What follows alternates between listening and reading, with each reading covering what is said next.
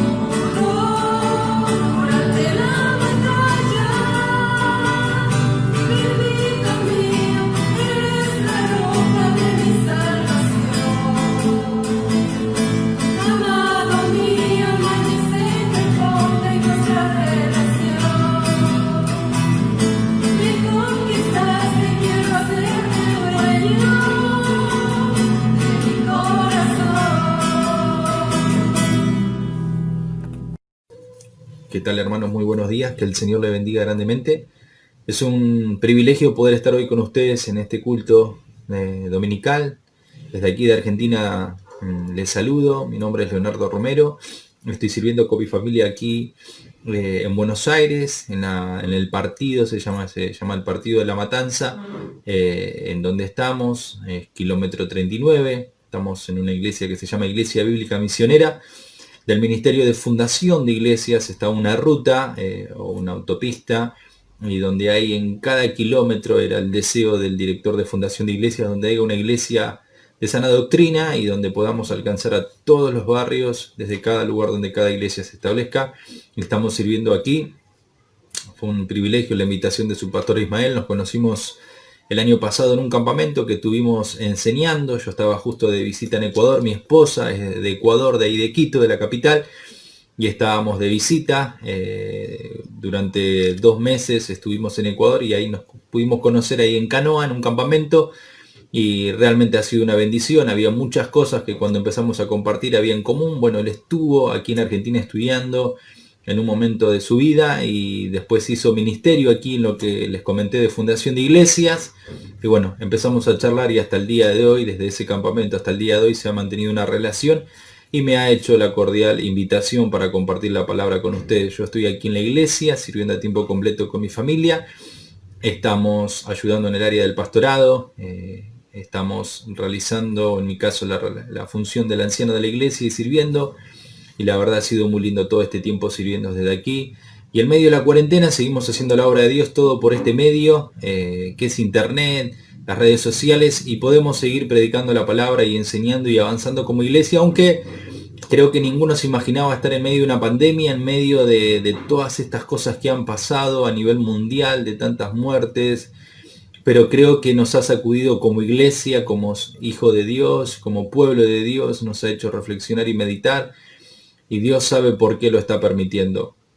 Su palabra nos anima a descansar en los planes de Dios, en su soberanía, y es lo que tenemos que hacer, es descansar, pero no como una actitud de resignación, sino como que es lo mejor, y Dios está llevando a cabo su obra y es lo mejor que Él está haciendo para muchos de nosotros. Te animo que en este tiempo puedas aprovechar y aprender y que podamos aprender lo que Dios quiere enseñarnos. Eso es muy bueno poder tener en cuenta.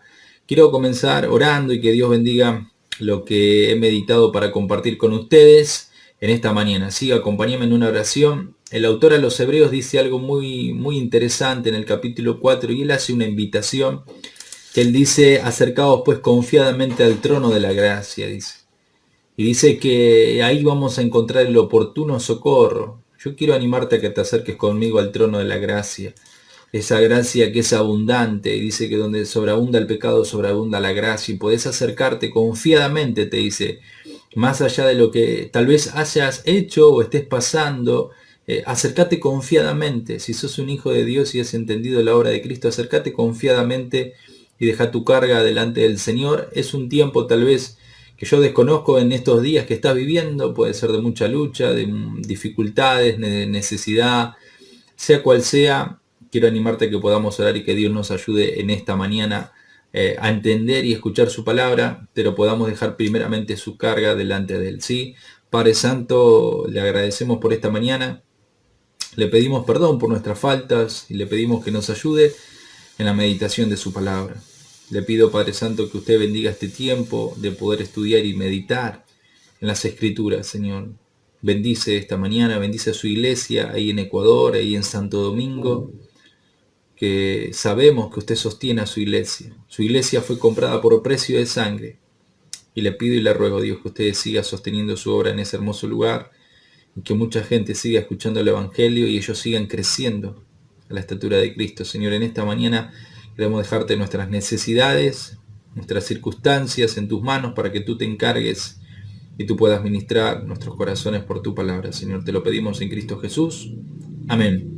Ahora en su Biblia, en el Evangelio de Marcos capítulo 2, vamos a leer ese capítulo 2 del 1 al 12.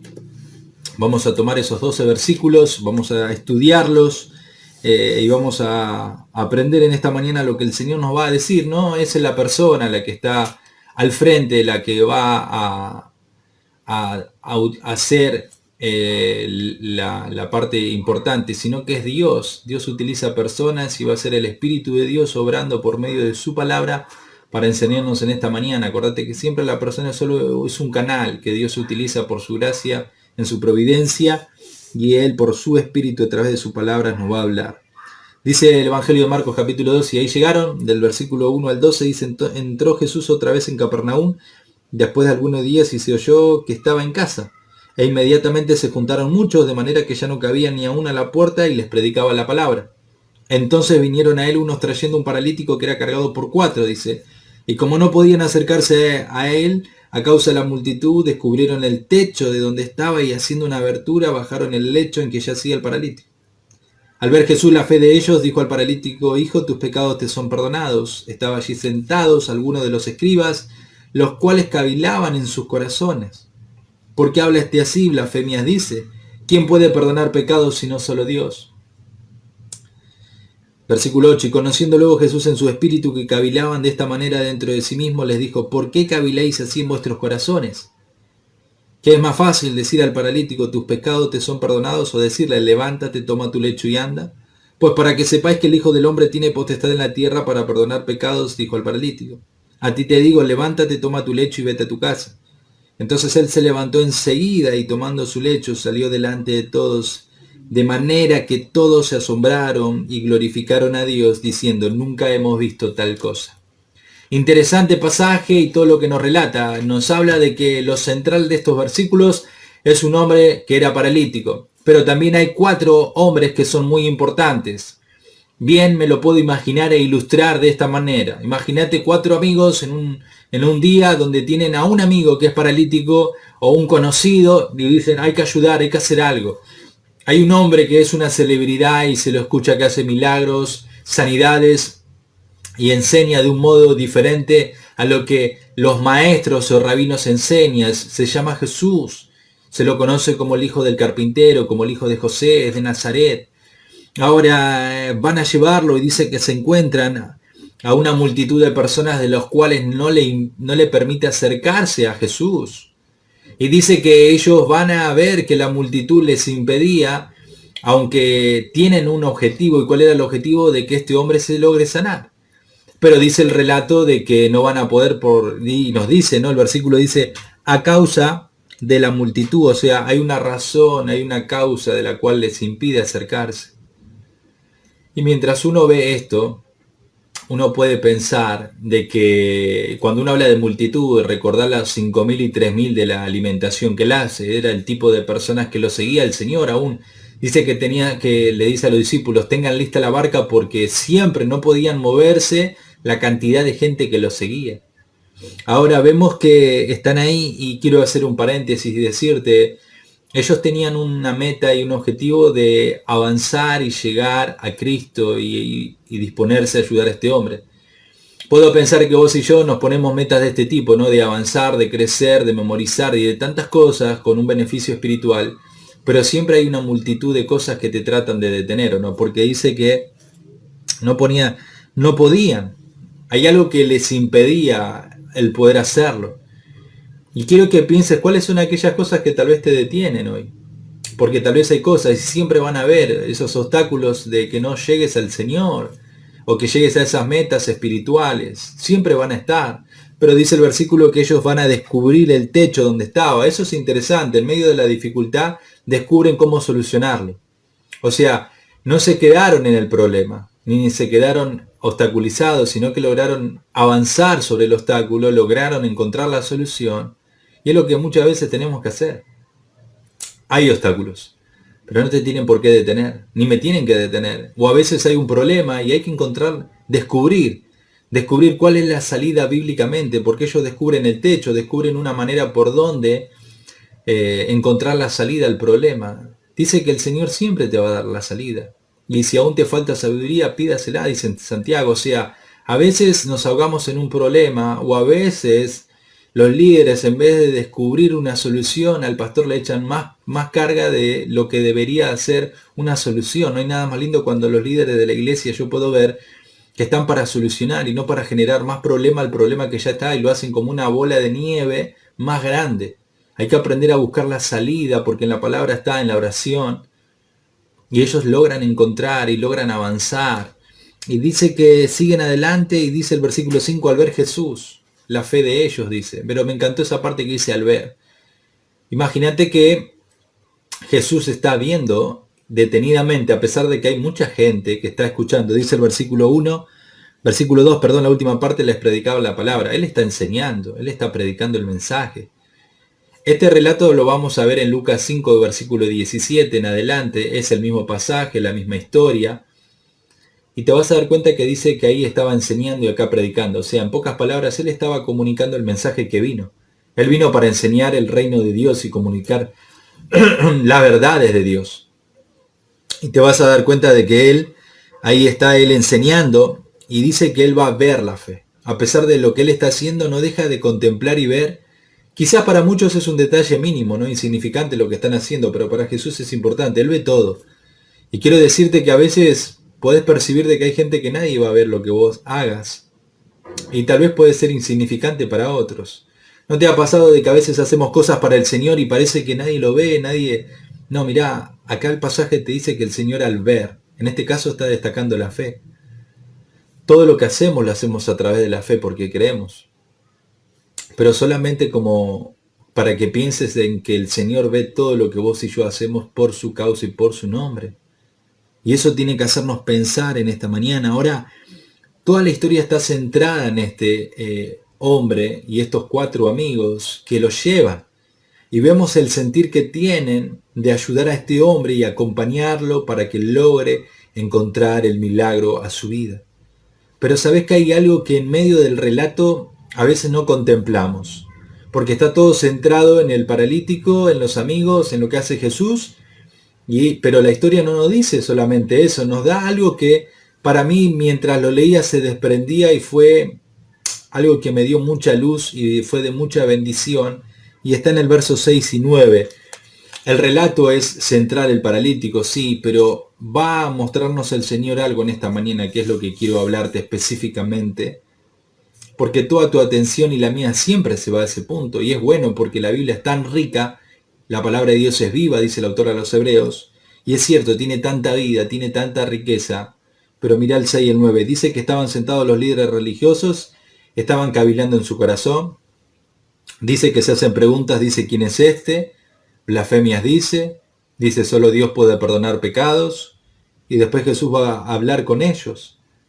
Y yo quiero hablarte de estos versículos, del 6 al 9, en medio de todo lo que está pasando, de este milagro de sanidad, en medio de la enseñanza de Jesús que está predicando, de estos 4 hombres, porque mirá, porque podamos contemplar, para que entiendas. Jesús dice el versículo 2 que estaba predicando, después dice que aparecen 4 hombres, y después sucede el milagro del paralítico.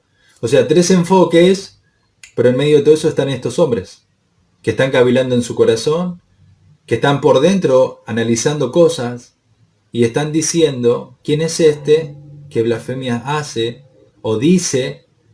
¿Y quién solamente puede perdonar pecados? Es Dios. Y yo quiero en esta mañana, yo titulé este mensaje, el peligro de estar sentados delante de Dios. Ese es el título de esta mañana, el peligro de estar sentados delante de Dios. Estos líderes religiosos estaban sentados. En Lucas capítulo 5, yo te mencioné que dice el mismo relato, la misma historia, pero mientras yo hacía un paralelo, me di cuenta de que va a decir, en Mateo lo dice diferente, pero en Lucas vas a ver capítulo 5, versículo 17, que el versículo 17 dice, aconteció un día que él estaba enseñando, y estaban sentados los fariseos y doctores de la ley. Mirá, dice que Jesús estaba enseñando, Marcos dice que estaba predicando, lo que te dije, estaba comunicando el mensaje. Pero dice algo interesante de los líderes religiosos. Habla de fariseos, en Marco habla de escribas y va a decir doctores de la ley. Vamos a quedarnos con doctores de la ley. Cuando hablas de doctores de la ley es como pensar en un doctorado en teología. Es muy bueno prepararse. Hay que hacerlo. Seguir avanzando en el crecimiento. Pero imagínate que cuando hablas de doctores de la ley, en tu mente y en la mía es gente que conoce la teología, la ley, al pie de la letra, la conoce, está empapado de ella, tiene un caudal de información. Y estos eran los líderes religiosos. Eran doctores de la ley que estaban sentados en primera fila escuchando al mejor predicador de todos los tiempos. Estaban escuchando al creador del cielo, la tierra y el universo. Y creo que si te preguntaría y te inventaría una conferencia y te diga el Señor Jesucristo va a estar predicando, no te lo vas a perder. Y te digo, tengo asientos en primera fila. ¿Te acordás que están en una casa, en un lugar donde tal vez gente quedó afuera porque los 4 no podían a causa de la multitud, cuánta gente más? Y están ellos sentados, pero mirá, están sentados y al estar sentados delante de la persona de Dios y de la palabra de Dios, muchas veces hay un peligro que ignoramos. Y yo quiero hablarte del peligro de estar sentados como ellos delante de Dios, porque ellos estaban delante de Dios y no se daban cuenta del peligro que estaban enfrentando al estar sentados delante de Dios. Como vos y yo en esta mañana estás sentado ante la palabra, con tu familia o solo, en tu casa, tus seres queridos, no sé con quién estás, pero sí la iglesia está reunida y estamos delante de Dios. No de una persona, estamos delante del libro de Dios. Pensá esto, podés comprarte un libro en la librería, el autor no está presente de ese libro. Pero cuando vos abrís la Biblia tenés que saber que el autor de este libro está presente. Esa es la diferencia con cualquier otro libro, sea cristiano o secular. El autor no está presente. Solamente tenés el libro del autor. Pero cuando vos y yo abrimos la Biblia, sabés que el autor está presente con nosotros, en nosotros. Y por eso en esta mañana vamos a ver el peligro de estar sentados. El primer peligro que quiero decirte es el peligro de estar sentados sin ser transformados. Pensá que te hablé de que Jesús está enseñando, de que hay 4 hombres, de que hay un hombre que es sanado, pero Jesús va a hacer algo con el hombre. Primero dice que perdona sus pecados y después los sana físicamente. O sea, Jesús hace una transformación interna de la parte del alma, del perdón, de la obra regeneradora de que nos hizo Cristo en nosotros, de cómo nos redimió y la obra que Él hace internamente. Es lo que hace con este hombre. Por eso le dice, le perdona los pecados. Ese era el milagro más grande que en ese momento se está llevando a cabo y lo que hoy podemos decir que el milagro más grande es el milagro cuando una persona encuentra el perdón y la salvación de su alma. Es lo más importante, porque ¿de qué servía que él camine y su corazón seguía sucio por el pecado y no tenía el perdón y la obra de Cristo? No, el Señor nos enseña a tratar primero lo importante, es el pecado en el corazón de la persona. Y eso es lo que Él está haciendo, es la primera transformación que está haciendo. La segunda le transforma físicamente la posibilidad de que Él camine. No era un detalle menor, pero lo prioritario era la condición interna del hombre, porque eso para Jesús vino. Y después vemos que el último versículo 12 dice que todos se asombraron y glorificaban a Dios. Ahora pensá esto, la enseñanza de Jesús siempre fue un impacto. Cada persona que escuchó se admiraban de su doctrina, dicen los evangelios. Y acá hay gente asombrada y glorificando, un hombre que camina, un hombre que encontró el perdón, una restauración en su vida, una transformación interna. Y ante la enseñanza de esa multitud de gente, ¿cuánta gente fue afectada? Fue transformada en ese día. Gente que se acercó por primera vez, gente que había escuchado ya otra vez y está acercándose más y está conociendo más y está siendo transformada en esas enseñanzas que él está haciendo continuamente, porque hay gente que lo seguía. En el Evangelio de Juan capítulo 6 dice que muchos volvieron atrás. En un momento de su enseñanza comunica el costo del discipulado y muchos se vuelven atrás, pero otros no. Había gente que seguía siendo transformada, pensá en los discípulos, pensá en las mujeres que lo seguían. Estaban siendo transformados porque estaban sentados delante de su exposición bíblica. Él era el Logos, dice que el Verbo estaba entre nosotros. Y ante eso había mucha gente que era transformada ahora, pero estos hombres no están siendo transformados. Porque siguen igual como estaban hablando dentro de ellos y no se van transformados. Los fariseos, líderes religiosos, siempre quedaron igual, salvo Nicodemo, que fue alguien que se acercó, pero y fue transformado, porque lo vemos que en el final de los evangelios vemos como él se acerca y va a evidenciar su fe, pero muchos de los líderes religiosos se quedaron sin ser transformados, estuvieron sentados delante de Dios y no fueron transformados. Era un peligro enorme, ¿te das cuenta? Eran doctores, conocían la ley de Moisés, dice que se centraban en la cátedra de Moisés, pero eso no quería decir que había una transformación. ¿Cuánta gente hoy escucha la palabra sin ser transformada? ¿Cuánta gente está delante de la palabra de Dios, de la presencia de Dios y no es transformado?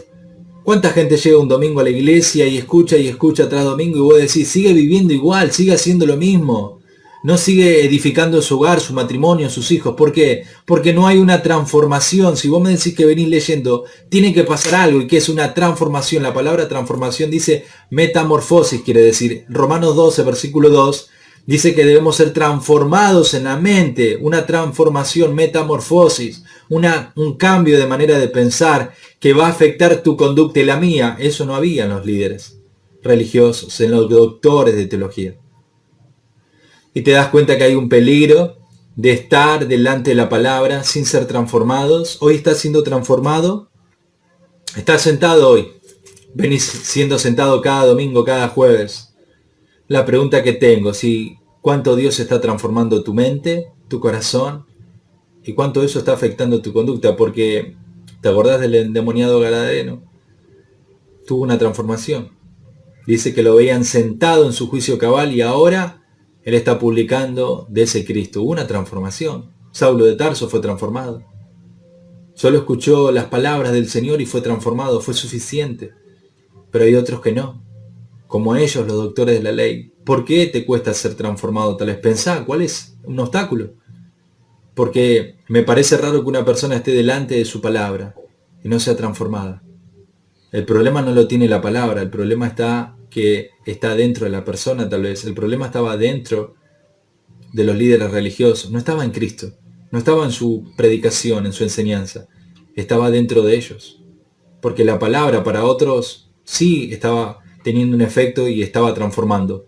Pero la pregunta, ¿por qué en ellos no? Si en un montón de gente había transformación y en ellos no, el problema no tiene la enseñanza, tiene el corazón de la persona.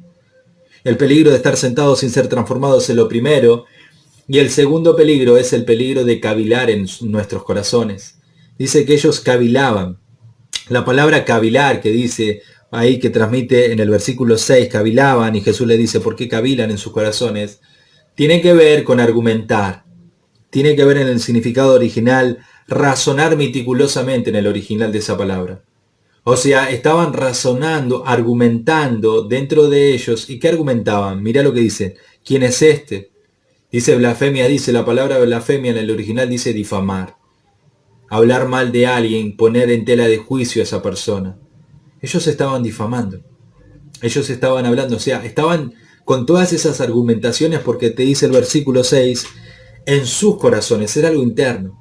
Había argumentaciones, razonamientos dentro de ellos hacia Cristo. Y eso detenía mucho, por eso cuando ellos dicen, solo Dios puede perdonar. Jesús había hecho una obra del perdón de pecados. y están cuestionando no solo la enseñanza, sino la obra del mismo Cristo que está haciendo. ¿Sabes qué quiero decirte? Que muchas veces dentro de nosotros tenemos argumentos, razonamientos ante la obra de Dios, ante lo que Dios está haciendo. Puedo decirte que puedo ver muchas personas que tienen esto mismo que le pasa a los líderes religiosos. Dentro de ellos argumentan de por qué la obra de Dios es así, de por qué los líderes están tomando estas decisiones, por qué el pastor hace así. Están argumentando. Algunos no te lo dicen. Y todo pasa internamente. Una reunión de miembros, se toman decisiones, el consejo pastoral. Y te puedo decir, porque pasa y ha pasado en la iglesia y te habrá pasado, de argumentar. Aún yo, si soy sincero, estuve sentado muchas veces argumentando dentro mío, diciendo, ¿por qué deciden esto? ¿Por qué está enseñando esto? Y yo no me estoy dando cuenta que ese argumento y ese razonamiento, y fíjate que en el original dice meticulosamente, o sea, detenidamente, o sea, lo ve entre líneas todo.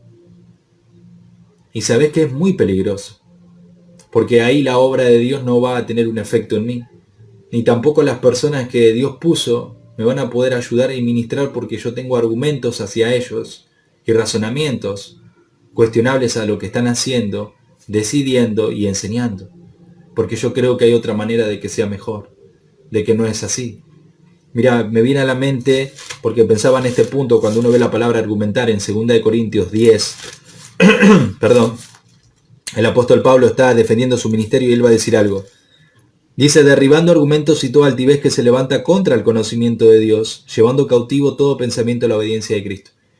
Los corintios tenían mucha filosofía, muchas cuestiones muy raras, que eran incorrectas, y había algo que Pablo dice. Pablo habla de que las armas espirituales ayudan a la destrucción de fortalezas y ayuda a derribar argumentos. Ellos tenían muchos argumentos, un montón, y fíjense que dice que argumentos y altivez se levanta, o sea, se levanta, la palabra contra es oposición, o sea, se levantan en oposición esos argumentos y el evangelio no podía llegar a los corintios, ¿por qué? Porque había un argumento que generaba una oposición y no podía entrar en su corazón el evangelio. Pablo, por más que le dé las credenciales de apóstol, que él predique el evangelio correctamente, no entraba, ¿por qué? Porque había un argumento y ese argumento lo sostenían y el evangelio no entraba. La obra de Dios no podía efectuar en ellos, no porque Dios no quería, sino por esos argumentos. Y Pablo dice, derribando. Y en esta mañana tal vez tenés que derribar argumentos. Y tenés que derribar razonamientos que tenés. Esos argumentos te detienen y no te dejan que la obra de Dios avance. El evangelio no podía llegar a muchos de esos corintios por esos argumentos que tenían, esos razonamientos que tenían. ¿Cuáles son los argumentos que lidias en tu corazón, que están ahí, que te llevan a poner muchas veces y luchar con la obra de Dios, con el siervo de Dios, y estás razonando, y es algo interno? Quizás no lo decís, pero está dentro tuyo, y te sentás en la mesa con tu familia y estás ahí argumentando. Eso suele pasar mucho. No sé de ahí, pero aquí pasa mucho a veces, en la Argentina. Y esos argumentos están en muchos hermanos de la iglesia. ¿Cuáles son los argumentos? Mirá, hay un peligro de estar sentado, cavilando, que es argumentar y razonar dentro de uno, ante lo que Dios está haciendo, la manera que Dios obra, y no nos damos cuenta que argumentamos. Ellos lo estaban haciendo hacia Dios. Cierro la idea recordándote a Gamaliel, en Hechos 5, cuando está él y le están diciendo si esta obra es de Dios, no es de Dios, él le dijo, miren, solamente, si es de Dios va a quedar, va a permanecer, pero tengan cuidado de no estar luchando con Dios. Tengan cuidado de argumentar contra Dios, de razonar contra lo que Dios está haciendo, porque no es con una persona, no es contra el pastor, el anciano de la iglesia, es contra la misma persona de Dios, porque toda autoridad fue puesta por Dios, y toda la obra es de Dios, y la enseñanza viene de parte de Dios en la iglesia. Ahora ellos están en un peligro, cavilando en su corazón. Ese es el segundo. Tercero, el peligro de la incredulidad en nuestro corazón, y estar sentados luchando con la incredulidad. ¿Por qué te digo la incredulidad?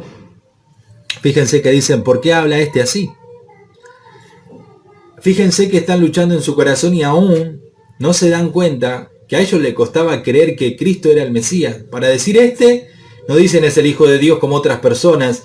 Este es el Cristo, como bien dijo Pedro, tú eres el Cristo. Ellos están diciendo Eso te habla de que no lo veían ni como el Hijo de Dios, ni como el Mesías, sino como un hombre cualquiera que se paraba y enseñaba, que tenía seguidores, pero no era el Hijo de Dios.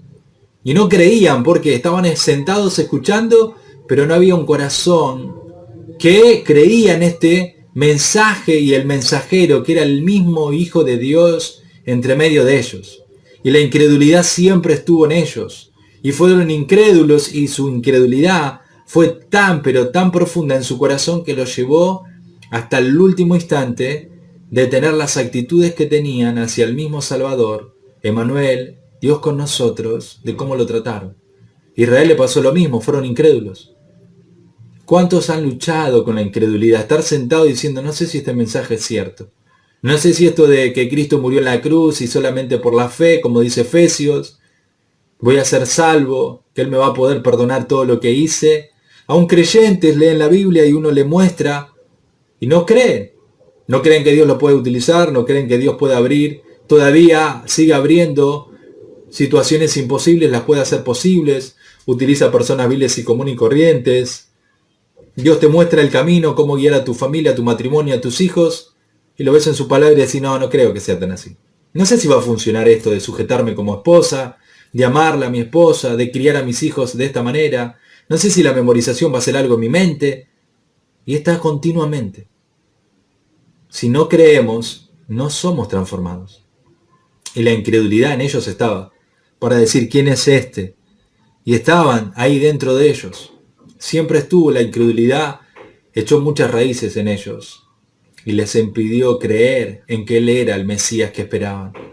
Qué peligro, porque la incredulidad te puede llevar a perder lo mejor de Dios. Aunque esté delante de tus ojos, la puerta más abierta, y Dios quiere hacer algo, no lo vas a ver si la incredulidad está ligada a tu corazón. No vas a dar un paso de fe, ni por más que te acerques, porque para acercarte a la palabra, mirá, hay algo interesante que la Biblia hace. Dice que la fe viene por el oír la palabra.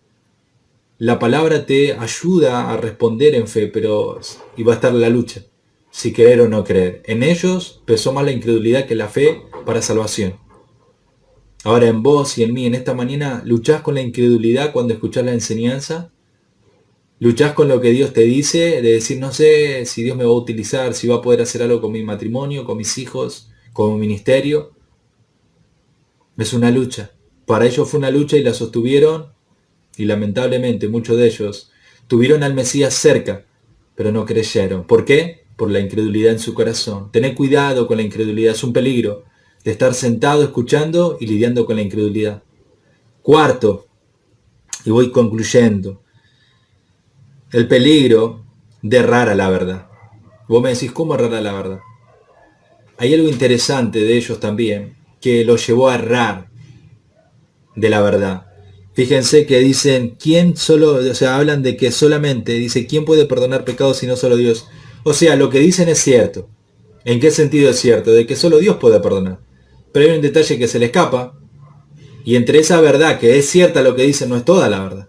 ¿Por qué digo que no es toda la verdad? Porque Cristo, el Hijo de Dios, era Dios mismo.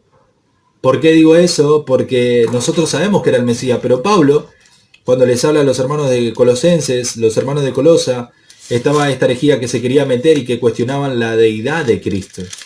Y por eso Pablo les arma a los hermanos de Colosa y en Colosenses 2.9 dice, porque en Él, hablando de Cristo, dice, habita corporalmente toda la plenitud de Dios, dice, toda la plenitud de la deidad. O sea, está diciendo que en Cristo estaba toda la deidad porque era en esencia Dios mismo, aunque estaba como hombre. Pero ellos están errando esa verdad. Dicen, Dios solo puede hacerlo, es cierto, solo Dios puede hacerlo, pero estaban errando en esa verdad. ¿Y por qué erraban? Porque dejaban de lado la deidad de Dios en Cristo, que era Dios. Vos y yo muchas veces erramos a la verdad. Tal vez me decís, pero yo creo que Cristo es el Hijo de Dios. Está bien. Pero hay cosas que en la verdad de la Escritura, de lo que Dios dice, ¿sabes cómo erramos? En cómo reaccionamos y vivimos muchas veces. Y erramos a esa verdad. ¿Por qué? Porque esa verdad no está siendo aplicada correctamente. Entonces, por más que diga, creo esa verdad y la entiendo, no la aplico y no la vivo. Y ahí estoy errando la verdad, porque digo una cosa, pero vivo de otra manera por cómo respondo. ¿Te acordás? Jesús le dijo, ustedes ignoran la Escritura y por eso erran la verdad.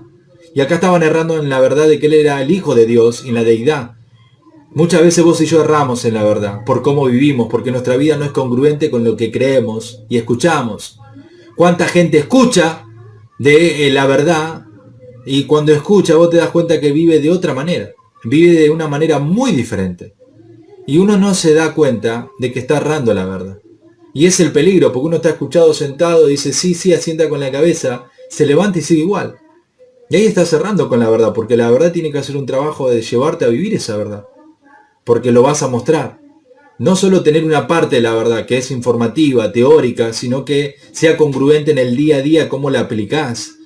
Y ellos no estaban tomando toda la verdad y estaban errando a esa misma verdad. Es algo muy... Fíjense que la línea era muy finita porque dicen Dios solo puede perdonar, cierto.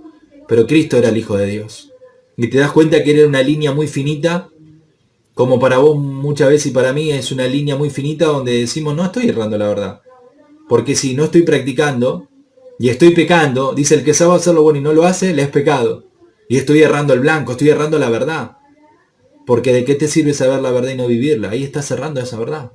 No solamente saberlo, es vivirlo. Quiero terminar diciéndote algo importante, que es el último. El peligro de menospreciar el privilegio de estar sentado, escuchando a Dios mismo. Ellos estaban sentados delante de Dios y tenían un privilegio. Había mucha gente que no estaba dentro de la casa, que tal vez estaba muy lejos, escuchando al Hijo de Dios. Pero ¿sabés qué? Estaban tan lejos que no tenían el privilegio que estos hombres tenían, que estaban en primera fila, eran los doctores de la ley. Vos al verlos a ellos con su filacteria, su ropa, la gente le tenía respeto y reverencia. Por eso Jesús le dice que eran hipócritas, porque eran muy hipócritas ellos como vivían. Pero la gente lo tenía muy en alta estima, porque eran los que guiaban al pueblo. Eran las personas representativas en ese entonces que leían y guiaban e instruían. Y ellos estaban sentados escuchando, imagínate, al mejor predicador de todos los tiempos, que era Dios mismo. Y no te das cuenta de que muchas veces nosotros tenemos un privilegio de abrir la Biblia, pero no la valoramos. Hay un estudio bíblico, otra vez estudio bíblico. ¿Cuántos pastores luchan diciendo, dicen que es mucho, no quieren memorizar, no quieren venir a la reunión de hombres, no quieren estudiar? ¿Por qué es mucho? Y no se dan cuenta del privilegio, venir a la reunión, de tener libertad de culto, de poder abrir una casa, estudiar la Biblia, de leerla, de cada mañana levantarte, poner tu café, sentarte y leer el tiempo que vos quieras la Biblia. No estás en un país donde te persiguen por leer la Biblia, o por reunirte a estudiar la Biblia, o por cantar a Dios. No te lo prohíben todavía. En otros países sí sufren la persecución. Entiendo que muchas veces, en otros casos, en otros países es muy delicado, pero hay algo que esta gente, bien escuché de hermanos que están en el campo misionero, pastoreando y en países perseguidos, ellos oran para que a nosotros nos vengan persecución. ¿Para qué? Para que la iglesia se despierte en Latinoamérica. Porque, ¿sabés qué? Conozco una iglesia ahí que dice que por semana ellos se pasan un capítulo de la Biblia. Ponelo, hoy a mí me toca capítulo 1 de Marcos y después yo te lo paso a vos cuando te cruzo en un mercado para comprar. Y de manera secreta, en mi casa, en el baño de mi casa, porque leían la palabra, algunos no la tienen y la tienen que memorizar. Y extrañan poder hacerlo. ¿Y sabés qué? Muchas veces nosotros no valoramos de estar sentados estudiando la Biblia. Hoy vos ponés internet, hoy por hoy en YouTube, y si buscás un buen predicador de enseñanza de buena doctrina, lo podés hacer, prender la radio. Hoy alguien va a tu casa y te enseña la Biblia, no tenés ningún problema. Pero la pregunta es cuánto no valoran eso, ¿no? ¿Cuánta gente hoy acá donde yo puedo pensar? Le hablas de estudio y te vienen a veces vienen muchos, pero a otros menosprecian. En nuestra iglesia tenemos un instituto bíblico donde se enseña la Biblia, una escuela bíblica le llamamos, con materias. Hay un buen grupo, pero hay otros que no vienen y no le dan el valor. Porque el domingo es el día del Señor y cuando vos querés hacer tiempo para lo que te gusta, no importa si estás cansado, si llueva, te haces el tiempo, porque te gusta y te importa. Pero para venir un domingo a estudiar temprano la Biblia y después quedarte al culto, decís, eso es un montón, estoy cansado. Pero a veces venís de trabajar y hacer otras cosas y te vas a hacer otras cosas y no estás cansado, le digo. Te das cuenta es porque no valoramos el privilegio de estar sentados y escuchando la Biblia.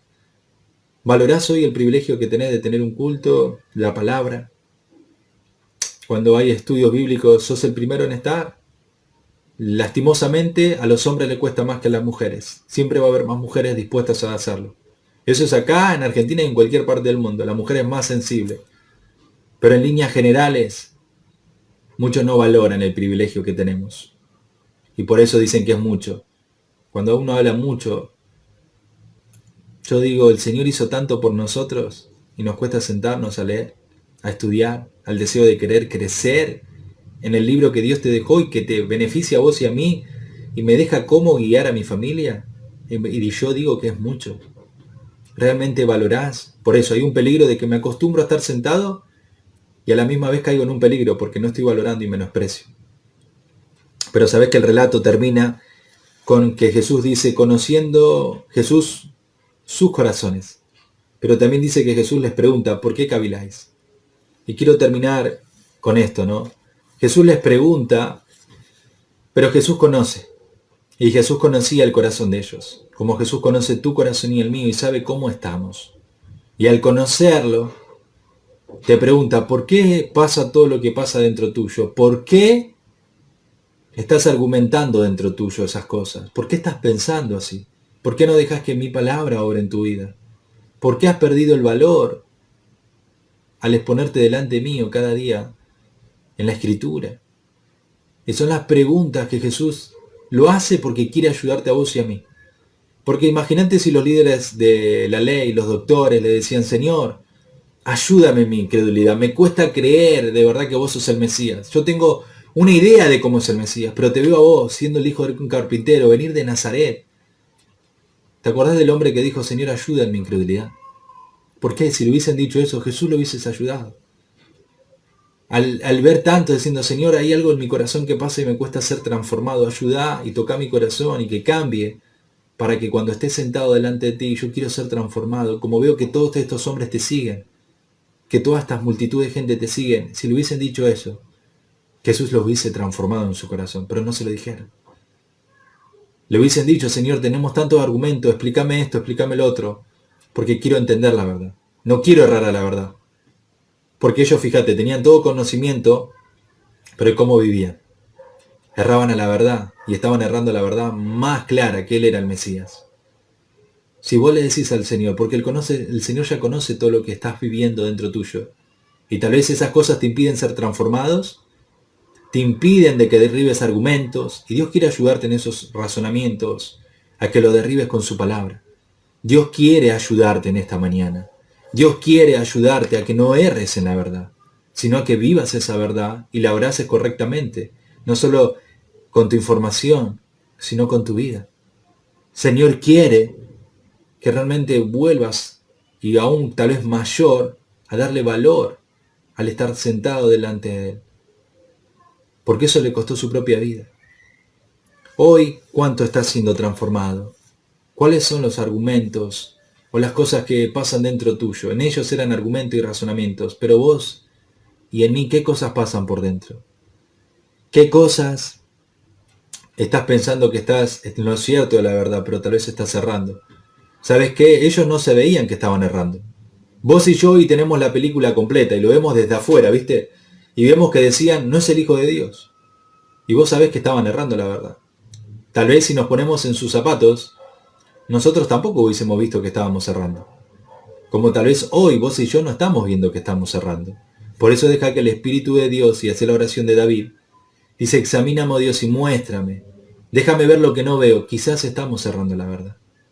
Y por último, realmente pensar si estamos dándole un valor a la palabra de Dios. Porque tal vez no. Porque Dios te habla muchas cosas y te hablé de la incredulidad. ¿Estás luchando con eso de creerle a Dios lo que Él te está mostrando y Él quiere hacer? No sé cuál sea, pero hay un peligro, y no te olvides, que es estar sentado delante de Dios, delante de su palabra, que a veces ignoramos, como estos doctores de la ley. Vamos a orar y agradecer a Dios por su palabra. Padre Celestial, le pedimos perdón porque hay un peligro que ignoramos. Nos acostumbramos, la familiaridad nos lleva a no darnos cuenta que estamos delante de ti. Ayúdanos en nuestro corazón, en nuestra incredulidad muchas veces, a los argumentos. Queremos ser transformados, queremos valorar tu palabra, queremos abrazarla correctamente, no queremos errar. Y si hoy estamos errando en alguna de tus verdades, de tu palabra, por cómo vivimos, ayúdanos a verlo. Los líderes y doctores de la ley no lo veían, porque estaban ciegos. No queremos ser ciegos, sino que queremos ver lo que no estamos viendo. Bendice a tu iglesia ahí en Ecuador, en Santo Domingo. Yo te lo pido en Cristo Jesús. Amén. Hermanos, espero les haya sido de bendición el mensaje de la palabra. Y si lo ha sido, me pone muy contento. Y sé que la palabra de Dios nunca vuelve vacía. Pero no nos olvidemos del peligro que cuando nos sentamos delante de Dios, hay mucha responsabilidad que tenemos. Y Dios, al estar delante de Él, solamente tiene un objetivo, es transformarte. Transformar tu corazón y el mío. Pero pensá por qué a veces no sucede. Te mando un fuerte abrazo desde aquí de Argentina. Les deseo que sigan bien ahí en Santo Domingo, creciendo y haciendo la obra que Dios les llamó a hacer. Pero tomate un tiempo de examinarte desde lo personal y familiarmente y poder aplicar de una manera correcta los principios que hemos visto en esta mañana. Les mando un fuerte abrazo y que el Señor les bendiga grandemente.